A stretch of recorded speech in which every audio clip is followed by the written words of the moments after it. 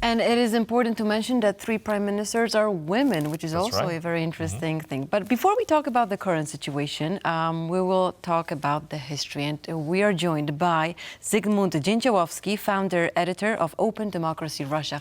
Thank you so much for joining us Welcome. today. Thank you for the invitation. So, like I said, before we talk about the current situation, you have a newspaper that you brought in. Please tell us more about that. It is important, especially in connection with this meeting of Baltic states prime ministers. In 1988, remember, it was a long time ago, Soviet Union was very close to collapse, perestroika was in full swing.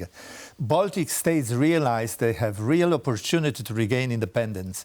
And in all 3 countries, we had national movements, which sort of, in the beginning, slowly and step by step, but they were sort of increasing their activity and appealing to people to fight. Listen, there is a chance, there is an opportunity. And especially important was Sąjūdis movement in Lithuania. And one of the Sąjūdis founders in Vilnius, when I met him, told me, listen, I want to introduce you to a historic figure of Lithuanian history. And I was curious who this might be.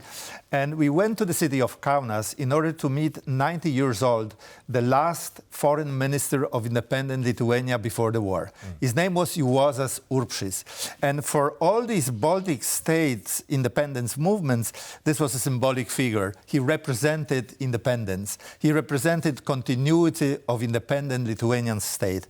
And in one of the major Vilnius meetings with people sort of demonstrating for independence, his speech was recorded, and he said, listen, I am free. He spent 12 years in solitary confinement in Soviet prison in the city of Vladimir. This is important to remember such a figure now. Juozas Urbšys, he talked to Molotov, he talked to Ribbentrop, and these 2 historical criminals just confronted him with ultimatum. Ribbentrop wanted Lithuania to cede Klaipėda to Germany, and Molotov told him, listen, this is it. We have to bring Soviet troops to Lithuania, and then you have to change the system. This was symbolic, and Juozas Urbšys, if he was alive today, he would be proud of what happened, how these 3 states, especially Lithuania, have developed, and what they have achieved over this relatively short period of post-communist independence. You mentioned these 3 brave women. This is really impressive, I must say. When you look at the television screen and you see 3 handsome women discussing strategic subjects, I'm very much impressed, I must say. And they are clever, they are educated, they are bright, they speak fluent English. If you'd remember Lithuania or Latvia from the 80s, Soviet republics, grey and dirty and underdeveloped, and there was nothing to buy in the shops. And you would see Lithuania now, you would see Tallinn today, capital of Estonia. You'd be impressed how much they have achieved. It was an incredible, I think, thing that now, as we bring it to the modern age, Tallinn, incidentally, that was the place in 1994 where this whole body came together, this Baltic Council of Ministers, I believe, in 1994. That's where it came together. Now, on the screen there, we can see those 3 women. They're Ms. Evika Šilina, Kaja Kallas, and Ingrida Šimonytė. And as you said, I think a powerful symbol, but also 3 women who've very much been adamant, supporting Western values, supporting European values, supporting Ukraine. I think this is so important. So tell us more about what this meeting means. The 3 tiny republics, the 3 tiny independent republics, trying to build prosperous, independent life, are confronted with the monster in the southeast. Russia is a real threat, especially in Latvia and Estonia, where they have sizable Russian minority. In Latvia, this is 30% of the population who are Russian-speaking, and for Russian Empire, it used to be always a very useful argument that we have to protect our fellow countrymen who are sort of confronted with repression, or they did it several times in the past. And Ukraine is one more example, because they told Ukrainians, listen, Ukrainians speaking Russian were citizens of second category in contemporary Ukraine. So these three countries understand that their only chance for survival is to unite with Europe and to be loyal, enthusiastic, and energetic member of NATO, of North Atlantic Military Alliance. And they are trying their best to prove they are solid and reliable partner and member, because they know that it really depends on their attitude, how they would be perceived by the more powerful, richer, and greater powers within those two blocs. Mm-hmm. They already increased their military spending over 2% of the national budget. They made collective decision in order to buy 20 HIMARS artillery units in order to be able to defend themselves against Russia. And also they made a decision to build a mutual military installation along their borders with Russia. There is discussion now what should be included, but at least they have agreed on a number of bunkers, because they believe that it's very interesting how they think. They believe that if Russia takes part of their territory, to regain it, it would be much more difficult, and it would cost lives and infrastructure and housing, etc., etc. So it's better to create such a powerful defense line so that Russians wouldn't be able to enter and to capture part of their territory, as it happened with Ukraine. On that note, I think this is an important point as well, what you mentioned about showing this unity also in terms of military spending, as you mentioned already, over that 2%, but also at the same time giving what they have, right, to the Ukrainians as well. That's also what they've done. But I just want to share a quick quote here. This was said, I believe, today by Prime Minister Kallas of Estonia, saying that Russia has also intensified the shadow war against all of European countries. It wants to really scare and intimidate the free world, to scare us away from helping Ukraine. We shouldn't be scared. So those three countries, we had quite small population, but still very, very, perhaps hawkish. What do you think that kind of statement and this meeting, what does that signify for the Baltics, for Europe, and amongst where we currently are? Look, if you see, well, they are small, and if you have a loud voice. Okay, but if you see a small boy who is threatened by a powerful gangster, if you have some morals, you would think you should help him.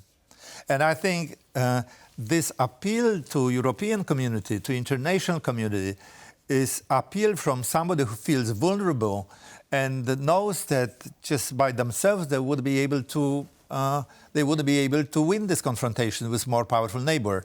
Their only chance for survival is support from European Union and from NATO.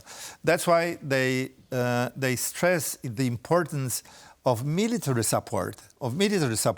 That's why Lithuania wants to have German battalion on their territory, and Estonians want to convince Brits not to withdraw their soldiers from Estonia, and they really count on military might of their two Baltic neighbors, Finland and Sweden. Finland is carrying out the program of purchasing a number of F-35 fighter jets, American, and Finland has a very powerful army, and Sweden too. Sweden is deploying troops, I believe, in the beginning of next year in Latvia as well. So there is now decision of the last year Vilnius NATO summit that NATO should be able to, on emergency, to bring 300,000 troops within 30 days if those three Baltic countries would be endangered, would need this kind of military support.